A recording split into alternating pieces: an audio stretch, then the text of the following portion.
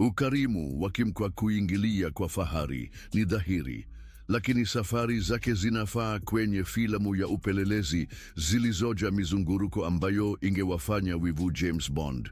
Kutoka kwa treni zilizolindwa hadi ndege za mafumbo, njia za safari za Kim zimekuwa za hadithi. Walakini hadithi halisi nyuma ya safari zake za siri inabaki kuwa siri. Bado anasa ni neno tu la safari angani la Kim Jong-un. Usalama ni jambo muhimu, na Ilyushin Il-62 imefungwa na anuai ya hatua zilizopangwa kuhakikisha usalama wa kiongozi huyo. Ndege hiyo inajumuisha kifaa cha kuzuia kielektroniki kilichopangwa kuzuia vitisho vilivyowezekana. Mifumo hii inaweza kuingilia katika radar na mawasiliano ya adui, ikifanya kuwa ngumu kwa wapinzani kufumbua mahali au kuiendeleza ndege na adui. Zaidi ya hayo, wakati Kim Jong-un anapopaa, mara nyingi huandamana na ndege za kivita za ulinzi. Ndege hizo za kijeshi hutoa safu ya ziada ya ulinzi, tayari kujibu vitisho vyovyote vinavyoweza kutokea wakati wa safari. Mfumo wa safari wa Kim Jong-un ni siri kama yeye mwenyewe. Mara chache hufichua mpango wake mapema, akizuia hatua zake kuwa za siri sana.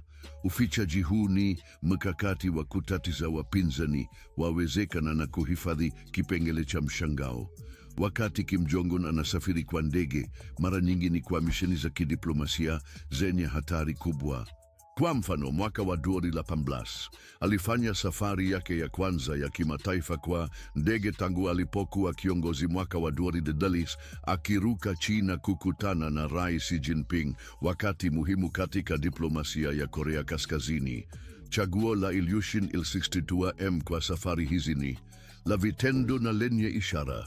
Ikiwa na umbali wa takriban kilomita 60, ndege hiyo inaweza kufika kwenye maeneo kama Singapura na Beijing bila haja ya kujaza mafuta. Uwezo huu ni muhimu kwa kuhifadhi usiri na usalama wa safari za Kim Jong-un. Hata hivyo, umri wa ndege hiyo umesababisha wasiwasi. Ilyushin Il-62 ni ndege ya zamani na kumeibuka maswala kuhusu imara ya kimekaniki na ukosefu wa mifumo ya mawasiliano ya kisasa. Licha ya wasiwasi huu, ndege hiyo bado inabaki kuwa chombo cha usafiri wa angani kinachopendelewa na Kim Jong-un. Mbali na Ilyushin Il-62, msafara wa anga wa Kim Jong-un mara nyingi huwa na ndege ya mizigo. Ndege hiyo huipeleka vitu muhimu kwa safari za kiongozi kama limuzini yake. Hata hivyo, ndege ya mizigo ina vikwazo vyake. Haiwezi kuruka umbali mrefu na mzigo kamili, na inaweza kuhitaji kuacha kujaza mafuta katika njia, ikiongeza safu ziada ya ugumu kwenye mipango ya safari ya Kim Jong-un. Kwa njia hii, njia zake za usafiri ni za kipekee na zenye fumbo kama yeye mwenyewe. Usafiri wa ardhini wa Kim Jong-un ni kielelezo bora cha usiri na usalama katika harakati zake za ardhini. Safari za kiongozi wa Korea Kaskazini zimepangwa kwa umakini na kutekelezwa ili kuhakikisha usalama wake na kudumisha anga la siri. Tutachunguza njia zilizojulikana na hatua za usalama kuzunguka safari zake za ardhini, ikiwa ni pamoja na matumizi ya magari ya kifahari, njia za safari zinazowezekana na itifaki za usalama. Moja ya alama za kipekee zaidi ya safari za ardhini za Kim Jong-un ni limuzini yake iliyofungwa Mercedes Maybach. Gari hili, kulingana na taarifa, lenye thamani zaidi ya dola milioni watapulika, si tu gari la kifahari, bali ngome inayoweza kutembea. Limuzini ina vifaa vya risasi na vifaa vya mabomu vilivyoundwa kwa kusimama dhidi ya mashambulizi ambayo yangefanya magari mengine mengi kuwa dhaifu. Ina matairi yanayoweza kuendelea kutembea hata yawe yamepasuka, ikiruhusu kuendelea kusonga hata kama matairi yanapopasuka. Sehemu za abiria zimefungwa kwa usalama dhidi ya mashambulizi ya kemikali, ikidhamini usalama wa Kim Jong-un bila kujali kitisho. Limuzini ni sehemu ya msafara mkubwa unaoambatana naye katika safari zake, na magari ya mbele yakiongoza njia, magari ya ulinzi upande wa limuzini, na magari ya ziada yanayofuata nyuma. Msafara huo umeandaliwa na kutekelezwa kwa umakini, ambapo kila gari lina jukumu maalum katika usalama wa kiongozi. Magari ya mbele hukagua na kuzuia vitisho vinavyowezekana, wakati magari ya ulinzi hutoa safu za ziada za ulinzi. Uendeshaji wote wa logistiki umeandaliwa ili kudumisha usalama wa Kim Jong-un na harakati zake kwa uchache. Safari za Kim Jong-un sio tu kwa usalama, bali pia kuonyesha nguvu na heshima. Wakati wa ziara yake Russia mwaka 2019, alitumia limuzini yake iliyopigwa risasi ya Mercedes-Maybach iliyobebwa kwenye treni yake ya kipekee. Onyesho hili wazi la utajiri na nguvu linaonyesha uwezo wake wa kufanya kazi bila kuitegemea vikwazo vya kimataifa. Magari mengi ya kifahari yanayotumiwa na Kim Jong-un inashukiwa kuwa yamevushwa kimagendo nchini Korea Kaskazini. Ripoti ya Umoja wa Mataifa ya mwaka 2023 ilifunua jaribio la kutuma magari ya kifahari yenye thamani ya zaidi ya $1 milioni kutoka Falme za Kiarabu kwenda Ningbo, China na mwishowe Korea Kaskazini. Pamoja na vikwazo vya kimataifa, Kim Jong-un ameweza kuendelea kuwa na mkusanyiko wa magari ya kifahari ya kigeni, hivyo kuongeza fumbo na mkanganyiko kuhusu safari zake. Kwa hivyo, safari za Kim Jong-un si tu kuhamia kutoka sehemu moja kwenda nyingine, bali ni operesheni zilizoratibiwa kwa umakini kuhakikisha usalama na kuonyesha nguvu. Matumizi ya magari ya mkondo wa polisi, treni za siri na msafara mkubwa wa usalama na Kim Jong-un ni ishara ya viwango vikuu anavyofanya ili kulinda sura yake kama kiongozi mkuu wa Korea Kaskazini. Hata hivyo, mkakati wake wa safari unakwenda mbali zaidi. Aidha, Kim Jong-un pia anatumia mtandao wa matundu ya chini ya ardhi na njia za siri kusafiri kati ya maeneo ya kimkakati huko Pyongyang na maeneo mengine ya nchi, kuruhusu harakati za haraka na za siri. Matundu haya yamejazwa na teknolojia ya mawasiliano ya juu sana na hatua za usalama kuhakikisha kutokuweza kuingiliwa kwake. Kitu kingine cha kushangaza kuhusu safari zake ni kutumia mbinu za hila, kama kutuma taarifa za uongo na msafara wa magari ili kupoteza vitisho inavyoweza kutokea. Mbinu hizi za usalama wa kiwango cha juu zinazotumiwa na Kim Jong-un ni mfano mzuri wa usalama, mipango na hila iliyofanywa kwa umakini. Mchakato wa kuchagua watu wa kufananisha kimwili ni mgumu sana. Wagombea lazima wafanane kabisa na urefu na muundo wa Kim Jong-un. Kisha wanakaguliwa kwa uchungu sana, ikiwa ni pamoja na kuchunguza familia zao ili kutafuta hatari za usalama iwezekanavyo. Baada ya kuchaguliwa, watu hawa wa kufananisha hupitia mafunzo makali ili kufananisha kila ishara ya Kim Jong-un. Mafunzo haya yanajumuisha undani wa hali ya juu hadi ambapo hata washirika wa karibu wa kiongozi wanaweza kudanganyika. Matumizi ya watu wa kufananisha kimwili yanatumika kwa madhumuni mengi. Kwanza kabisa, hufanya kuchanganyikiwa kwa wauaji au wapelelezi inawezekana. Ikiwa adui hawezi kutambua Kim Jong-un halisi, nafasi zake za mafanikio hupungua sana. Pili, inaruhusu Kim Jong-un halisi kusafiri kwa uhuru zaidi na hatari kidogo. Wakati ambapo mbadala anafanya maonyesho ya umma, kiongozi halisi anaweza kuwa anahamia eneo tofauti kabisa. Tabaka nyingine ya usalama wa safari ya Kim Jong-un inahusisha matumizi ya ndege mtego. Wakati wa harakati za angani, ni jambo la kawaida kwamba ndege kadhaa hutumiwa. Kwa mfano, wakati wa kikao huko Singapore na Donald Trump, ndege 3 ziliondoka Pyongyang. Mkakati huu unatumika kuchanganya vitisho vinavyowezekana. Ikiwa maadui hawawezi kubaini ndege ipi Kim Jong-un yupo, uwezo wao wa kulenga yeye unapunguzwa sana. Ndege bandia si tu mabomba yasiyo na kitu, bali ni ndege za kawaida zenye wafanyakazi wote na zana zilizotayarishwa kudumisha dhana kwamba kiongozi anaweza kuwa katika yoyote kati yake, pia kuwa kitovu cha maslahi.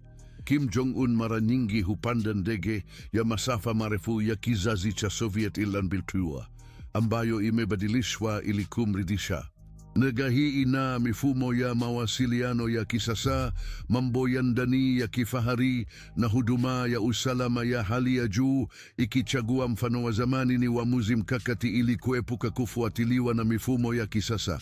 Ardhini, usalama wa Kim Jong-un ni wa hali ya juu sana na walinzi wake wamechaguliwa kutoka jeshi la wananchi la Korea Kaskazini, wakipitia vigezo vikali vya uteuzi na mafunzo marefu ya sanaa za mapigano, risasi na teknolojia za kuhepa.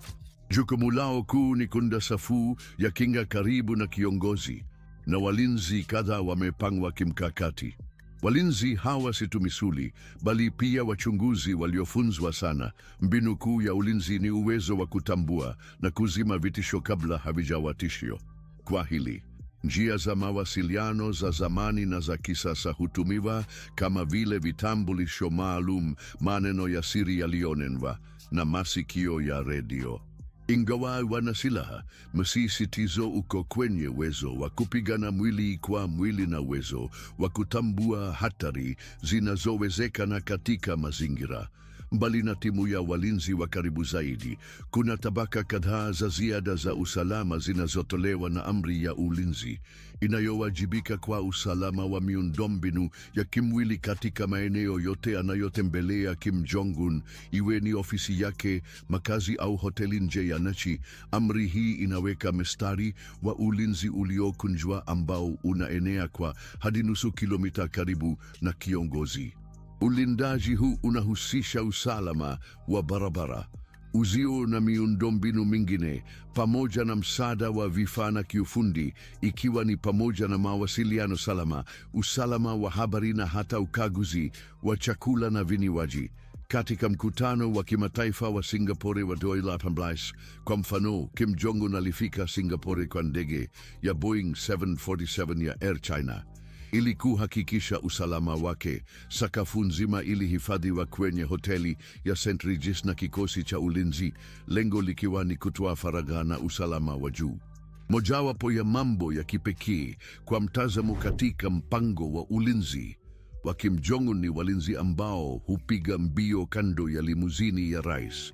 Walinzi hawa wanajulikana kama walinzi wa kukimbia, walionekana kwa mara ya kwanza wakati wa mkutano wa Korea Kusini katika Aprili 2018 na tena wakati wa mkutano wa Singapore, wakiwa wanatayarisha limuzini ya Kim Jong-un inapokuwa inasonga, hujenga ngao ya kudumu karibu na gari. Hii si tu maonyesho, bali ni hatua ya usalama iliyoandaliwa kwa umakini mkubwa. Walinzi wanaosonga ni sehemu ya ulinzi wa haraka na wamefunzwa kureagia kwa haraka kwa kitisho chochote.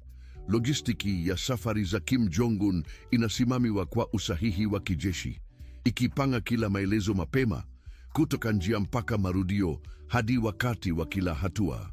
Mipango hii inahusisha mashirika kadhaa ndani ya serikali ya Korea Kaskazini, kama Wizara ya Usalama wa Jimbo na Jeshi la Watu la Korea Kaskazini, ikionyesha ushirikiano wa kipekee kati yao kuhakikisha kila upande wa safari ya kiongozi unafunikwa. Safari za siri za treni za Kim Jong-un zinaunganisha anasa, usalama na mipango ya kimkakati kwa njia ya kuvutia. Gari la kijani oliva lenye kanda dhahabu tofauti sio tu njia ya usafiri, bali ni ngome juu ya magurudumu iliundwa kulinda kiongozi mmoja wa kipekee duniani. Nje, gari hilo ni mazingira ya fahari na viti virefu vya ngozi ya pinki vikitoa mpangilio wa kiti cha starehe kwa Kim na wafuasi wake.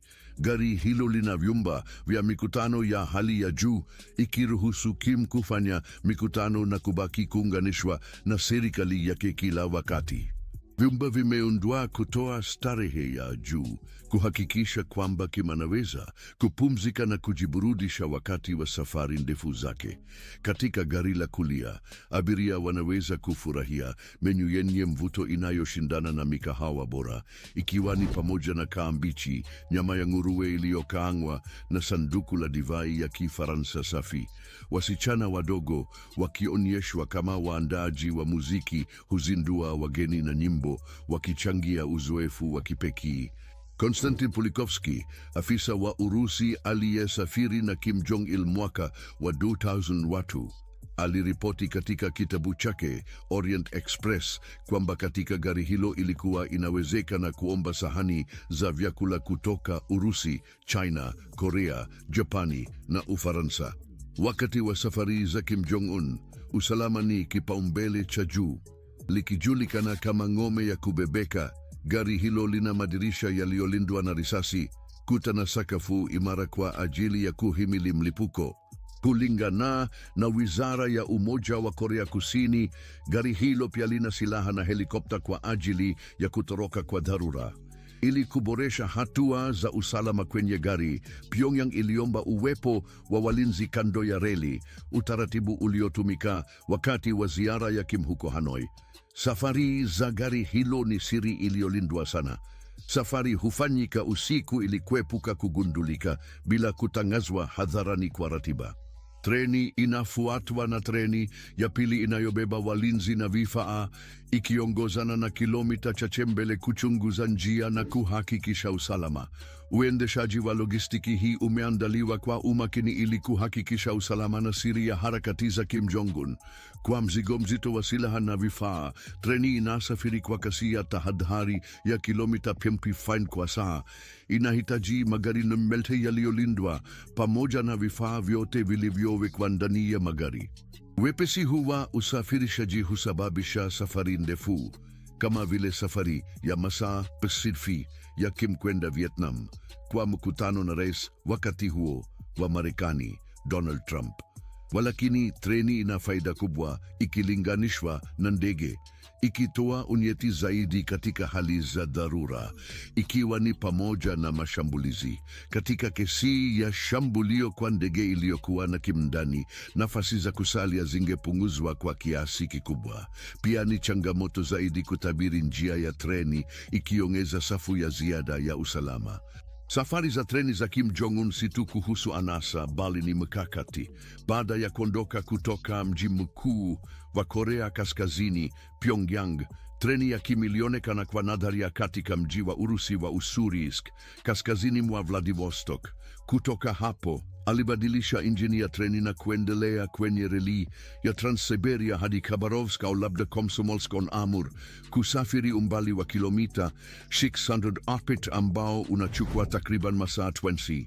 Tangu aingie madarakani mwaka wa 2011, Kim Jong-un amefanya safari 7 za kimataifa, akipitia mpaka wa Korea Kusini mara 2 na katika ziara nyingi za hadhi ya juu akutumia treni yake. Tangu ziara yake kwenda Beijing mwaka wa 2018 hadi mkutano huko Hanoi mwaka wa 2019 na wakati huo rais wa Marekani Donald Trump, treni imekuwa njia yake ya usafiri anayoipendelea. Ingawa Kim Jong-un hana hofu ya kuruka, kama ilivyoonyeshwa katika safari zake 7 za kimataifa zilizopita, mara nyingi huamua kutumia treni kutokana na faida zake za kimkakati. Ndege yake ya kibinafsi Chamae-1 iliyoshinda setu ya Urusi ya enzi ya vita baridi na yenye jina halijulikani likiwa linamnukta kwa ndege ya kitaalamu ya Korea ya Kaskazini, imezua mashaka juu ya uaminifu wake kutokana na umri na matatizo ya uendeshaji yanayoweza kutokea.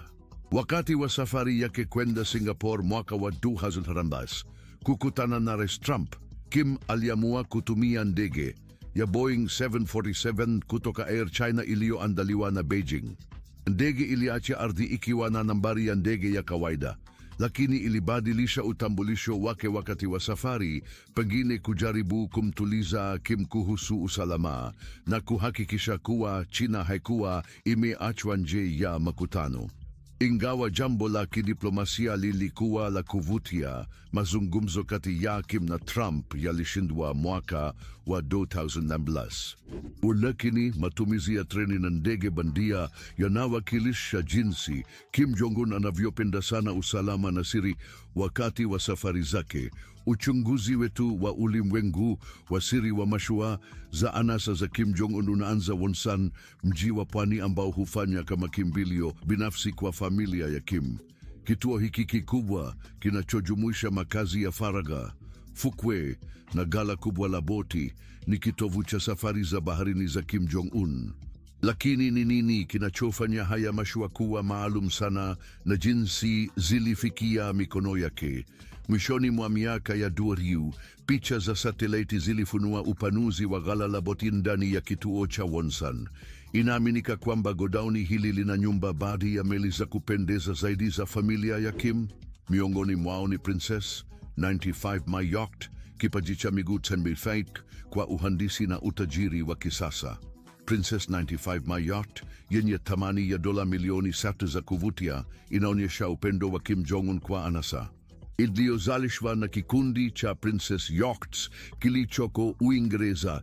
Meli hii inamilikiwa na kikundi mashuhuri LVMH kinachojulikana kwa bidhaa kama Louis Vuitton na Christian Dior. Hata hivyo, ununuzi wa mashua kwa upande mwingine umekumbwa na utata kwa uwezekano wa kukiuka moja kwa moja vikwazo vya Umoja wa Mataifa kuhusu ununuzi wa bidhaa za anasa na Korea Kaskazini. Princess 95 My sio tu mashua, ni kasri la kweli linaloanza. Ina jukwaa kubwa la flybridge, vyumba vikubwa, pamoja na eneo kubwa la kukaa na kulia, ikiwa na uwezo wa kumudu hadi watu 10 kwa ustadi usio na kifani. Inageuka kuwa meli bora kwa maisha marefu baharini. Ndani yake imeundwa kwa umakini kutoa faraja na anasa ya juu, ikahakikisha Kim Jong-un na msafara wake wanapita kwa mtindo. Wakati wa ziara ya siku seplu kando ya pwani ya mashariki ya Korea Kaskazini mwezi Mei 2013, Kim Jong-un alionekana akikagua kituo cha uvuvi cha Agosti kwa Prism. Wachunguzi makini waliona nyuma upande wa kulia wa mashua kubwa ya anasa, labda Princess 95 My. Uangalizi huo ulithibitisha uwepo wa meli hiyo ya kifahari kwenye meli ya Kim Jong-un. Paa lenye mtindo wa hardtop lenye kipekee na mikono ya chuma ya pua ya mashua ya Princess 95 My yanakamilisha kikamilifu maelezo yake, huku ikiondoa shaka chache kuhusu utambulisho wake. Swali la jinsi Kim Jong-un alivyopata mashua ya anasa licha ya vikwazo vikali vya kimataifa limejibiwa na ulimwengu wa siri wa usafirishaji baharini. Meli kubwa za mizigo zijulikanazo kama meli za mashua kwa kawaida hutumika kwa usafirishaji wa marashi ya anasa. Malengo haya yanaweza kujificha kimkakati ndani ya meli za kontena, zikilindwa kutoka macho ya wakosefu wa siri na kontena na kipande za kitambaa. Moja ya mashirika yanayohusika katika operesheni hii ya siri ni Global Unity Shipping iliyoko Dalian na iliyospesializika katika kutoa huduma kamili za usafirishaji kwenda Korea Kaskazini, na meli yenye idadi ya 15 na wafanyakazi 242. Global Unity Shipping inacheza jukumu muhimu katika usafirishaji wa bidhaa za anasa kwenda nchi ya siri. Mbali na Princess 95 My, meli ya Kim Jong-un pia inajumuisha Princess 98 My, toleo lililoboreshwa la 95 My, kipande kingine cha thamani katika mkusanyiko wake. Yati hii iliuzwa kwa zaidi ya 8.7 milioni. Ina mambo ya ndani yaliundwa kipekee na mtengenezaji maarufu wa mikoba wa Kiitaliano Fendi. Inachukuliwa na wachambuzi kama moja ya meli za anasa zilizowahi kujengwa na Princess 98 My ni karibu sawa na 75 My, lakini ina urefu wa futi 3 zaidi, hivyo kutoa nafasi na anasa zaidi, na decks 3 ikiwa na malazi ya wafanyakazi na maeneo ya kukutania. Princess 98 My inahakikisha kwamba Kim Jong-un na kikosi chake wanatembea kwa faraja na mtindo mkubwa. Upendo wa Kim Jong-un kwa meli za anasa si kitu kipya, kwani baba yake Kim Jong-il pia alikuwa na shauku kubwa kwa meli hizi za anasa. Mwaka wa 2000 Italia ilizuia uuzaji wa yati mbili za Azimut zilizolengwa kwenda kwa familia ya Kim, ikirejea vikwazo vya Umoja wa Mataifa kuhusu bidhaa za anasa. Licha ya vikwazo hivyo, familia ya Kim ilifanikiwa kupata na kudumisha meli ya yati za anasa, ikionyesha uwezo wao wa kuizunguka vikwazo vya kimataifa. Maelezo ya usalama ya siri linapokuja suala la safari Za siri za Kim Jong-un, Korea Kaskazini haibaki na kitu chochote kwa bahati mbaya. Usalama wa kiongozi mkuu ni operesheni iliyopangwa kwa umakini inayojumuisha safu nyingi za ulinzi na kikosi kilichoboblea kwa walinzi na vikosi vya kijeshi. Katikati ya operesheni hii ni idara kuu ya wasaidizi inayojulikana pia kama idara kuu ya chama. Kikosi hiki cha eliti kina jukumu la kulinda Kim Jong-un mara moja na kimejengwa na walinzi walioteuliwa kwa umakini kutoka kwa majenti wa jeshi la raia la Korea. Mchakato wa kuchagua walinzi hawa ni mkali sana. Wagombea lazima wakidhi vigezo maalum, ikiwa ni pamoja na kuwa na urefu karibu sawa na Kim Jong-un na kutokuwa na upungufu wa kuona. Pia lazima waonyeshe ujuzi wa kipekee katika shabahana sana ya mapigano.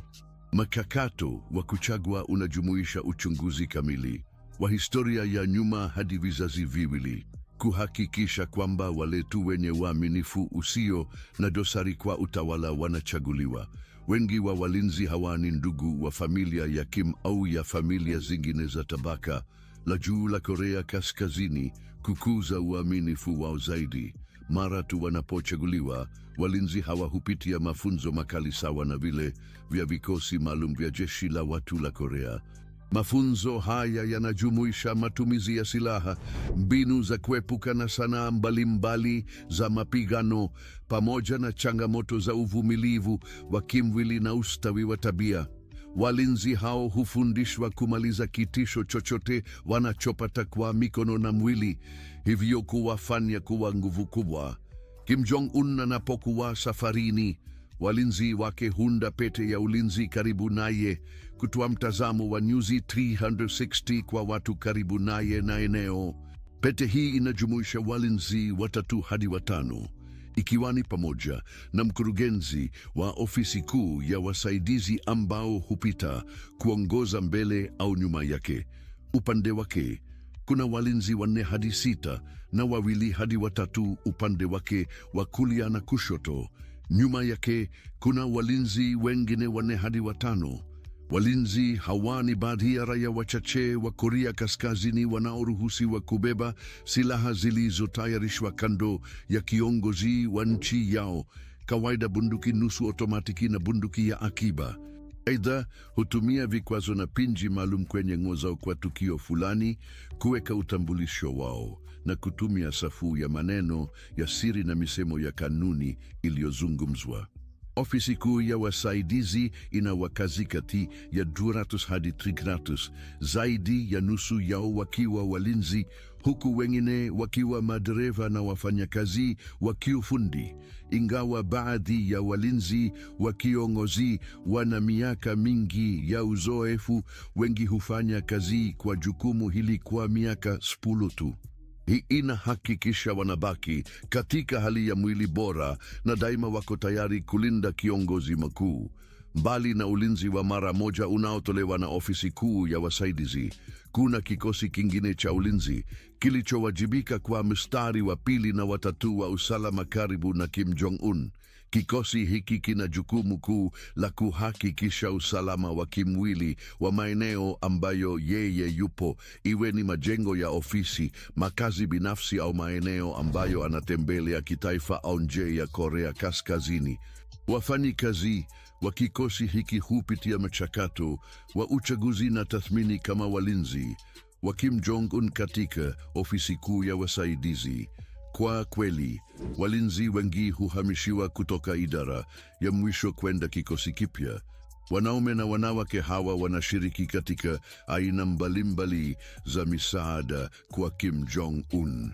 Wanaendesha na kudumisha simu salama ambazo kiongozi hutumia, kumpatia kompyuta anazohitaji na kuhakikisha usalama wa taarifa. Aidha, hutoa chakula, vinywaji na sigara anazotaka Kim Jong-un wakati wa kukaa kwake Singapore, wakikagua chakula au vinywaji kabla ya huduma kwake. Walinzi wanategemea idara yao ya matibabu, ambapo madaktari wao na timu hufanyia kazi, na angalau wataalamu 2 kati yao husafiri naye kila mahali. Linapokuja kwa usalama binafsi wa Kim Jong-un, Maagizo ya walinzi huanzisha mstari wa pili na watatu wa usalama karibu naye, kwa kawaida wakilenga maeneo ambayo anafanyia kazi, anaishi au anatembelea. Mistari hii inajenga mfumo wa usalama wa viwango vitatu, wa kwanza ukiwa mara moja nje ya kikundi cha walinzi, ukiwa unafuatia na mstari wa tatu wa nje karibu na barabara, uzio au miundo mingine ndani ya umbali wa kilomita 1.5. Mfumo huu wa usalama binafsi katika viwango vitatu ni pekee na kwa kiasi kikubwa haufahamiki na kiongozi mwingine yeyote wa dunia. Ingawa walinzi wanaozunguka ni uwepo wa kipekee, ni safu za ziada za usalama zenye ustadi na kali zaidi, ambazo zinaonyesha jitihada wanazofanya kuhakikisha ulinzi wa ukuu wa Kim. Undani huu uliotiwa maana ni wa usalama ni uthibitisho wa ukali ambao Korea Kaskazini inatumia kulinda kiongozi wake. Ikiwa ulipenda video hii, tazama maudhui mengine ya kushangaza kwenye kituo chetu. Asante kwa kutazama na tutaonana katika video inayofuata.